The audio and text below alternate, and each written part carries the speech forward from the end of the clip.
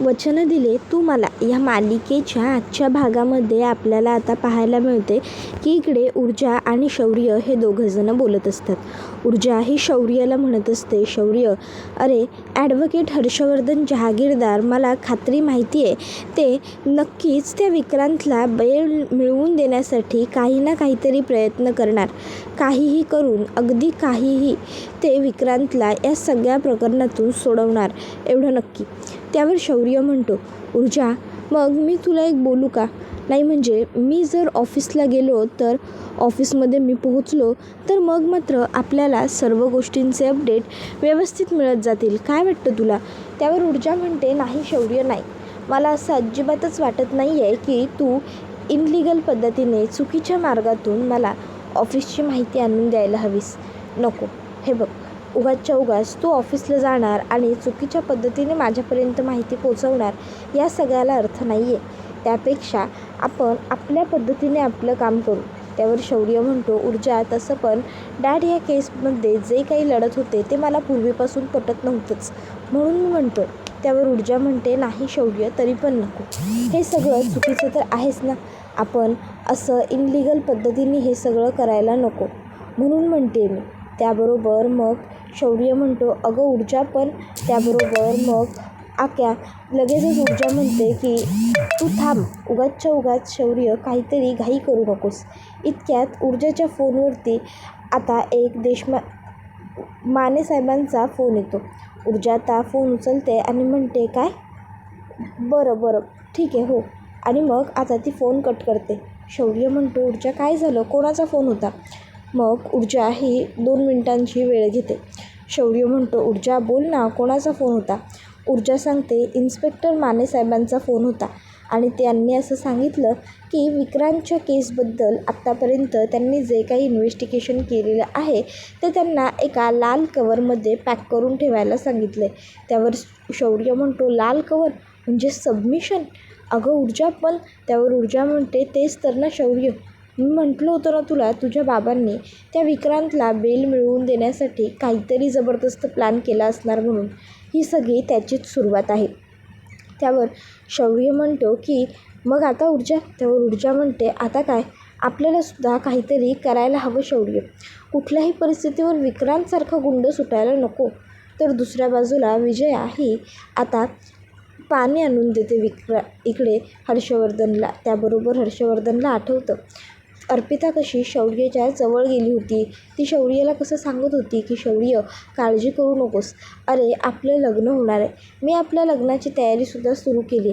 त्यानंतर शिर्केंचं बोलणं, एकदा का अर्पिताचं तुमच्या मुलाशी लग्न झालं की त्यानंतर मग अर्पिता बरी होईल पुन्हा. त्यावर विजया विचारते, अहो काय हो, काय झालं? मगापासून बघते की तुम्ही विचारात मग्न आहात. कुठला एवढा विचार करताय? त्यावर मग हर्षवर्धन म्हणतो, शौर्य आणि अर्पिताचा. त्यावर विजया म्हणते, काय? शौर्य आणि अर्पिताचा म्हणजे? त्याबरोबर हर्षवर्धन म्हणतो, विजया, मी तुला म्हटलं होतं की मी अर्पिताला या घरची सून नाही बनवणार, पण आता माझा विचार जरा पुन्हा बदलतोय. त्याबरोबर मग विजया म्हणते, बघा, खरंच चांगली गोष्ट आहे तुमचा विचार बदलत असेल तर. अहो ती मुलगी खरोखर खूप खूप चांगली आहे. तिच्या इतकी चांगली मुलगी ना आपल्या शौर्याला मिळणं शक्यच नाही आहे. मी तर कधीपासूनच तिला ह्या घरची सून म्हणून स्वीकारलेलं सुद्धा आहे. अहो एवढं ती वेड वगैरे लागल्याचं नाटक का करेल ना? त्याबरोबर हर्षवर्धन म्हणतो की हो, बरोबर आहे. नाही म्हणजे खरोखरच तिचं आपल्या शौर्यावर प्रेम आहे, म्हणूनच तर तिला एवढा त्रास झाला. खरं सांगायचं झालं तर आजच्या तारखेत एवढं प्रेम कोण करतं? आणि खरं सांगायचं तर शिर्केंच्या फॅमिलीबरोबर नातेसंबंध वाढवायचे नाही याची सोयसुद्धा मी आधीच करून ठेवेन. तू काळजीच करू नकोस विजया. माझ्या डोक्यात बरोबर आहे. जर मी त्या ऊर्जा शिंदेला ह्या घरातनं बाहेर काढू शकलो तर आपल्या घरची सून ही तीच असेल. त्यावर विजया म्हणते, बाहेर काढू शकलो म्हणजे?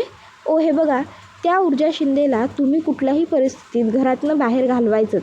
त्या बाबतीत मला काहीही एक्सक्युजेस नको आहेत, समजलं ना? मी अर्पिताला ह्या घरची सून म्हणून कधीच स्वीकारलेलं आहे आणि अर्पिताच ह्याच घरची सून झाली पाहिजे, समजलं ना? मी त्या मुलीला कधीही सून म्हणून स्वीकारू शकत नाही. माझ्यासाठी अर्पिताच पहिल्या दिवसापासून सून म्हणून पसंत होती आणि अर्पिताच राहील. त्यामुळे तुम्ही काहीही करा, अगदी काहीही, पण त्या ऊर्जा शिंदेला ह्या घरातनं बाहेर घालवा. समजलं ना? त्याबरोबर मग हर्षवर्धन म्हणतो, बरं बरं, मी बघतो काय करायचं ते. त्यानंतर मग हर्षवर्धन जहागीरदार हा विचार करू लागतो की काय करता येईल बरं, काय करता येईल, आणि ते त्यांच्या विचारामध्ये मग्न होतात. तर दुसऱ्या बाजूला आता शौर्य हा दुसऱ्या दिवशी कोर्टात जायला सज्ज असतो. कोर्टात जायला तयारी केलेल्या शौर्यला आता समोर आवरत असलेला आदित्यदादा दिसतो. शौर्य विचार करतो, काय करू, आदित्यदादाला विचारू का? तो भरत म्हणतो, नाही नको. मग आता आदित्य म्हणतो, शौर्य अरे तो अजून इथेच उभा आहेस? काय रे, चल येतो आहेस ना ऑफिसला? ओ अच्छा, हां, तुला ऊर्जाबरोबर जायचं असेल ना?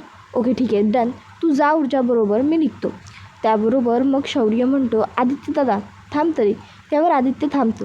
शौर्य म्हणतो, ब्रेकफास्ट? त्यावर आदित्य सांगतो की डॅड म्हणालेत ऑन द वेच करू म्हणून पटपट. म्हणून मग त्याबरोबर शौर्य म्हणतो, मला खरी सांग आदित्यदादा, एकदम खरं, तू देशमाने साहेबांना फोन केला होतास? त्यावर तो म्हणतो, हो. त्यावर मग हर्षवर्धन हा काय करतोय नेमकं हे शौर्य आदित्यला विचारतो. त्यावर आदित्य म्हणतो की विक्रांत पोलीस कस्टडीमध्ये असताना बाबा का भेटू शकतात विक्रांतच्या वडिलांना? शौर्य विचार कर का आले असतील माने? काहीतरी काम असेल म्हणूनच. हां, विचार कर. बरं चल, मी येतो, मला उशीर होतोय, डॅडने बोलावलं आहे लवकर. त्यावर शौर्य म्हणतो, दादा एक शेवटचा प्रश्न प्लीज, या सर्वामध्ये तुला बाबा जे काही करतात ते पटतंय? त्याबरोबर मग मात्र आदित्यचा नाईलाज असतो. आदित्य म्हणतो, शौर्य प्लीज, ह्याविषयी आपण न बोललो तर तेच बरं राहील सगळ्यांसाठीच. मी येतो. आणि मग तो तिकडनं निघून जातो. त्यावेळी मग मात्र शौर्य आता 2 मिनटं स्तब्ध होतो. खरं तर आदित्यचं उत्तर शौर्याला पटतही नसतं आणि कळतही नसतं. मग आता इकडे शौर्य हा विचार करत असतो की दादा असं कसं काय बोलू शकतो? नाही म्हणजे मी सगळ्यांच्या विरोधात जाऊन त्यांचा गृहप्रवेश करून घेतला, त्यांना ह्या घरात घेतलं, आणि आता जेव्हा माझ्या बाजूने वेळ आहे उभं राहण्याची, तेव्हा मात्र घरातला एकही सदस्य तयार नाहीच आहे. त्याबरोबर मग हर्षवर्धन पुन्हा आदित्यला हाक मारतो, आदित्य. त्याबरोबर शौर्य आदित्यला म्हणतो, आदित्यदादा जा तू जा, उगाचच्या उगाच माझ्यामुळे तुला तुझ्या कामासाठी उशीर व्हायला नको. त्यावर हर्षवर्धनला हे सगळं कळू देऊ नकोस एवढं आदित्य शौर्याला सांगतो. शौर्य म्हणतो, डोंट वरी दादा, कोणाला काही करणार नाही आहे. त्यानंतर मग हर्षवर्धन आणि आदित्य निघून जातात. तर इकडे शौर्य म्हणत असतो, डॅड तुम्ही खूप मोठी चूक करताय ऊर्जाच्या विरोधात केस लढून. त्यानंतर मग आता ऊर्जा ही आवराआवर करत असते. ऊर्जाला आता पोलीस स्टेशनला जायचं असतं. इतक्यात आता ती फोनवरही बोलत असते, कारण तिला फोन आलेला असतो. आता ऊर्जा म्हणते, हो नक्की होईल, हो चालेल, हो चालेल ठीक आहे, या बाय. त्याबरोबर मग आता विजया म्हणत असते, म्हणूनच सासूबाईंना ऊर्जा फक्त तुझा फायदा करून घेत आहेत, फक्त तुझा वापरतायत, आणि तुला मूर्ख मुलीला हे कळतच नाही आहे. तुझ्या डोळ्यावर तर प्रेमाची पट्टी बांधली गेली आहे, तुझ्या डोळ्यावर तर प्रेमाची झापडं आहेत. त्यावर ऊर्जा म्हणते, तुला नक्की काय बोलायचं आहे? हे बघ, जे काही बोलायचं असेल ना दिव्या, प्लीज क्लिअर कट आणि स्पष्ट बोल बरं. त्याबरोबर मग दिव्या म्हणते, ऊर्जा अगं तुला आठवतं आहे का, हे सगळं काही मुद्दामून चाललं आहे असं वाटत नाही आहे? त्यावर ऊर्जा म्हणते, मुद्दाम? काय मुद्दाम? त्यावर दिव्या म्हणते, अगं तुमच्या लग्न होऊन आता एवढे दिवस झाले, मग अजूनही तुमचं देवदर्शन करायचं कोणाच्या मनात का नाही आहे? त्यावर मग ऊर्जा म्हणते, मग त्यामध्ये काय झालं? हे बघ, म्हणून तू उगाचच सुतावरून स्वर्ग गाठू नकोस. त्याबरोबर दिव्या म्हणते, ऊर्जा अगं कितीही आणि काहीही झालं ना तरी मी तुझी सख्खी बहीण आहे गं. माझा जीव जितका तुझ्यासाठी तुटत असेल, तळमळत असेल ना ह्या घरामध्ये, तितका जास्त तुझ्यासाठी तुझा नवराही तळमळत नाही आहे. समजलं ना? काहीही झालं तरी लवकरात लवकर ह्या मुलीला घरातनं बाहेर काढायलाच पाहिजे, बाकी मला दुसरं काही माहीत नाही आहे. त्याबरोबर मग आता लगेचच इकडे दिव्या ही ऊर्जेच्या तोंडावर मात्र गोड बोलत असते. ती म्हणत असते की ऊर्जा तू सांभाळून राहा बाई. ऊर्जा म्हणते, हे बघ दिव्या, माझ्याकडे ना वेळ नाही आहे ह्या सर्व गोष्टी बघायला, ह्या सर्व गोष्टी चर्चा करायला.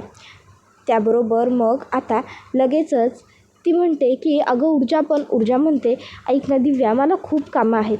दिव्या म्हणते, तुझ्या विरोधात इथे कट शिजतोय, कारस्थान आहे, आणि तुला मात्र कामांचंच पडलं आहे बघ. त्याबरोबर मग ऊर्जा म्हणते की असं काही नाही आहे दिव्या, कळलं का? उगाचच तू ना नसता समज करून घेतलायस. माझ्याबद्दल का कोणी कट करेल, माझ्याबद्दल का कोणी कारस्थान रचेल. दिव्या प्लीज, सगळी माणसं सारखी नसतात, काही माणसं चांगलीसुद्धा असतात. इतक्यात त्या ठिकाणी आता लगेचच मग ती म्हणते, अगं ऊर्जा म्हणते, बास दिव्या प्लीजच, हा विषय माझ्यासमोर निघाला, शौर्यसमोर नको. इतक्यात तिकडे आजी येते. आजी ऊर्जाला विचारते, काय गं ऊर्जा, बाळा कोर्टात निघाली आहेस का? त्यावर ऊर्जा म्हणते, हो आजी, म्हणजे खरं तर कोर्टात नाही, पोलीस स्टेशनला चालले. अहो म्हटलं, विक्रांतच्या केसची काय प्रोग्रेस आहे हे जाऊन स्वतः तपासावं. अजून तरी काहीही प्रोग्रेस नाही आहे. मी पोलिसांना सपोर्ट केला आहे तरी पण मग आता लगेचच आजी म्हणते की बरं, काही हरकत नाही. मला एक गोष्ट सांग की तुला 2 दिवसाची सतत सुट्टी कधी मिळू शकते कोर्टातून? त्याबरोबर आजीला ऊर्जा म्हणते, 2 दिवसाची सलग सुट्टी. इतक्यात तिकडे शौर्य येतो. शौर्य म्हणतो, ऊर्जा आवरलं का, निघूया. इतक्यात तिकडे आजी शौर्यकडे बघत म्हणते, शौर्य बरं झालं तू पण आलास. मला तुलाही विचारावं लागणारच होतं. मला सांगा, तुम्हा दोघांनाही 2 दिवस अशी लागोपाठ फिक्स सुट्टी कधी मिळू शकते कोर्टातनं? त्यावर मग ऊर्जा म्हणते, आई हे कठीण आहे, पण नक्की आम्ही तुमच्यासाठी मिळवून दाखवू. खरंच आम्हाला मिळवायचं आहे परत विश्वास. त्याबरोबर मग आजी म्हणते की मिळवाल, नक्की मिळवाल, पण त्याआधी तुमचं देवदर्शन व्हायला हवं. नाही, कारण काय ना, तुमचं दोघांचं देवदर्शन खूपच जास्त खोळंबलं आहे.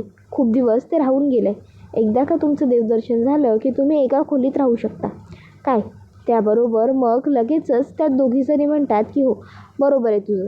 त्याबरोबर मग आता आईसाहेब म्हणतात, लवकर मला तुमच्या सुट्ट्यांचं कळवा, मी येते. ही शुभ दिवसांची यादी. या आठवड्यात या दिवसांमध्ये कधीही गेलेलं चालणार आहे. त्यानंतर मग आईसाहेब तिकडनं गेल्यावर शौर्य आणि ऊर्जा म्हणतात की आम्ही खूप थकलो आहे, आम्ही खूप दमलो आहे, समजलं का? त्याबरोबर मग आता लगेचच ती म्हणते की हो हो, कळतंय, तुम्ही किती दमला असाल ना ते कळतं.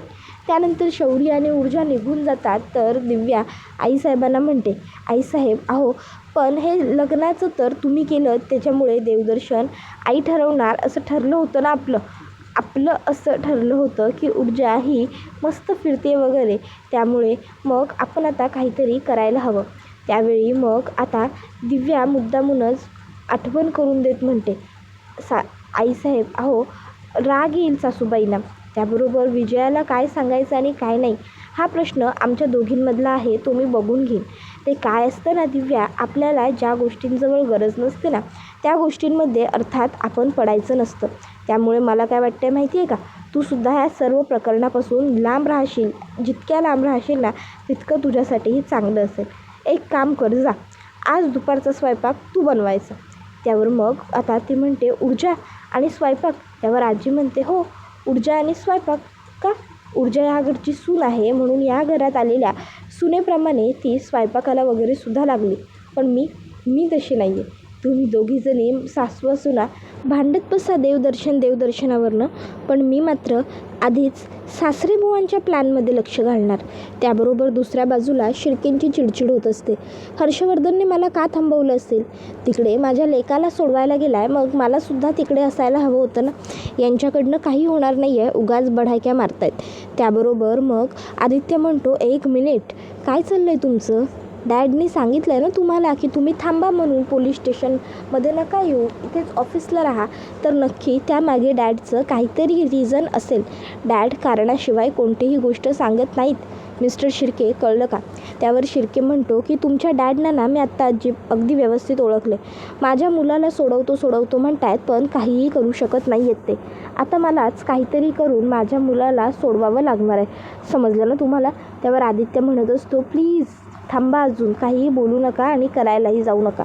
हे बघा, विसरू नका शिर्के की अजूनही हे सगळं काही बाबा बघतायत. उगाच तुम्ही जर काही चुकून केलं ना तर मग बाबा नंतर ह्या केसवरचं लक्ष काढतील आणि ते तुम्हाला जड जाईल. तोपर्यंत त्या ठिकाणी हर्षवर्धन येतो. हर्षवर्धन म्हणतो की बाबा अहो, हे काहीही समजून घेतच नाही आहेत. आदित्यने सांगितल्यावर हर्षवर्धन म्हणतो, शिर्के.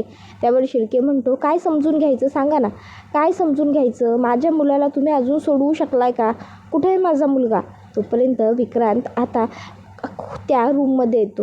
विक्रांतला बघून शिर्के खूप खुश होतो.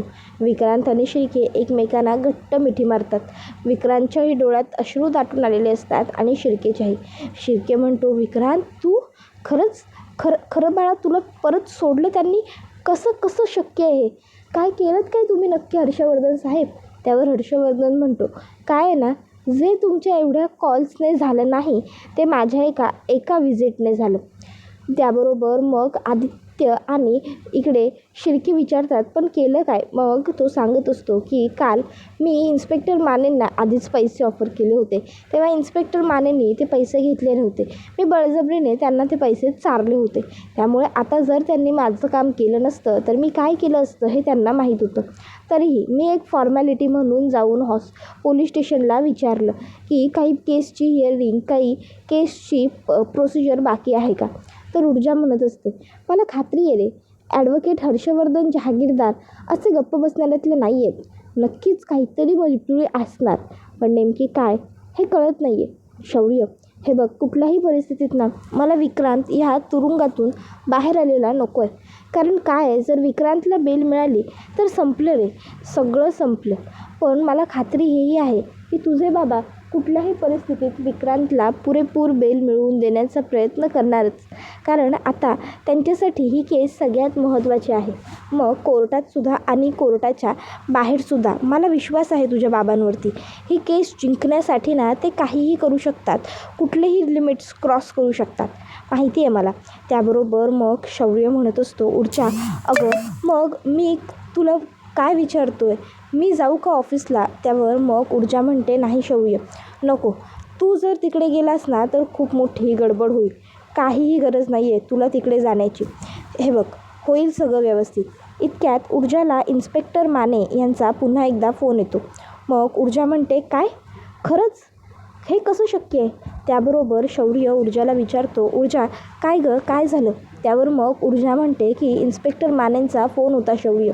इन्स्पेक्टर मानेंचं असं म्हणणं आहे की विक्रांतला तुझ्या बाबांनी बेल मिळवून दिली. त्यावर शौर्य म्हणतो, काय? विक्रांतला बेल मिळाली? त्यावर ऊर्जा म्हणते, हो, विक्रांतला बेल मिळाली. त्यावर मग शौर्य म्हणतो, अगं पण हे कसं शक्य आहे? त्याला तर कारवाईसाठी कस्टडी दिली होती ना? त्यावर ऊर्जा म्हणते, हो, दिली होती ना कारवाईसाठी कस्टडी. पण ते काय झालं, तुझे बाबा तिकडे गेले आणि त्यांनी विचारलं की झाली का कारवाई? त्यावर माने म्हणाले की नाही, मी माझ्या बाकीच्या कामात इतका बिझी होतो की मला याच्या केसची कारवाई करताच आली नाही. आणि मग कारवाई तिथेच थांबवली गेली. हर्षवर्धन जहागीरदार म्हणाले की ठीक आहे, जर कारवाई तुम्ही पुढे केलेली नाही आहे तर नक्कीच विक्रांतच्या विरोधात काही मिळणार नाही हे तुम्हालाही माहिती आहे, म्हणून तुम्ही विक्रांतला सोडून द्या. आणि मग त्यांनी विक्रांतला सोडला. आणि हर्षवर्धन इकडे सांगत असतो, त्यांच्या सिनियर इन्स्पेक्टरना मी उगाच त्यांच्यासमोर विचारलं की काही राहिलेलं एका प्रोसिजरमधलं नाही, म्हणजे काही राहिलं असेल तर सांगा, मी तेही पूर्ण करतो. मी त्या लोकांना असं लिहून दिलं आहे की तू आता काहीही चूक करणार नाही आहेस, किंवा रादर तू पुरावे नष्ट करण्याचा प्रयत्न करणार नाही आहेस, तू साक्षीदारांनासुद्धा भेटणार नाही आहेस. त्यामुळे आपल्याला आता तसंच करावं लागणार आहे, तसंच राहावं लागणार आहे, समजलं का? त्याबरोबर विक्रांतला सोडवलेलं बघून इकडे आता शिर्केंना खूप जास्त आनंद झालेला असतो. शिर्के म्हणतो, वा वा वा साहेब, खरंच. त्यावर हर्षवर्धन म्हणतो, आम्ही आमचं काम कसं करायचं हे आम्हाला इतर कुणी शिकवलेलं नाही चालत, समजलं का? मी आता कायदा आहे ना पूर्णपणे घोळून प्यायलो आहे शिर्के साहेब. त्यामुळे कायद्यात कधी काय तडजोड करता येईल, कधी काय होईल, या सगळ्याचं नॉलेज मला अगदी व्यवस्थित आहे. त्यामुळे प्लीज पुढच्या वेळेपासून माझ्याबरोबर ह्या अशा भाषेत नका बोलत जाऊ, मला नाही आवडत. त्याबरोबर शिर्के म्हणतो, बरं सॉरी. खरंच आज तुम्ही माझ्या मुलाला सोडवून आणलेलं आहात आणि हीच गोष्ट माझ्यासाठी खूप म्हणजे खूप मोठी आहे. त्याबरोबर हर्षवर्धन सांगतो की पोलिसांना लिहून दिलं ना आपण की मी पुरावे वगैरे नष्ट करणार नाही आहे, की पोलीस तयार होतातच. आणि मी तेच केलं.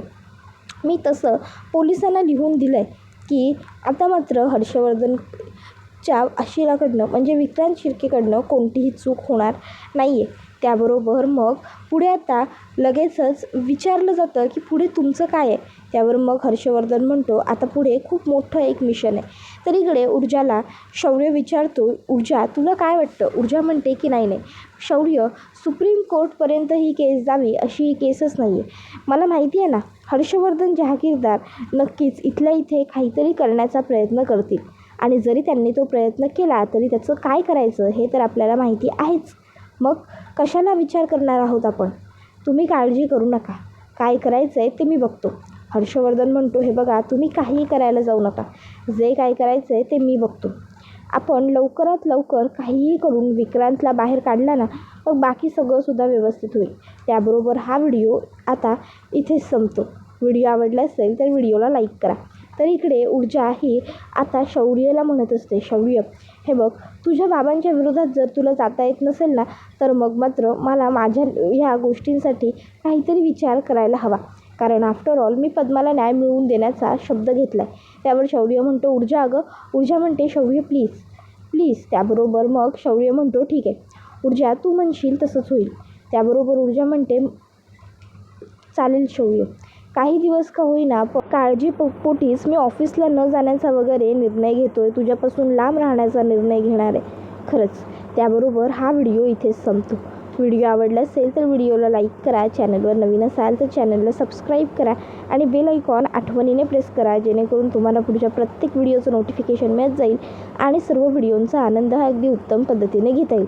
चला तर मग प्रेक्षकांनो, आजच्या पुरतं इथेच थांबूया. पुढचा व्हिडिओ येईपर्यंत या व्हिडिओचा छान पद्धतीने आनंद घेत राहा. टाटा, बाय बाय, धन्यवाद, take care all of you.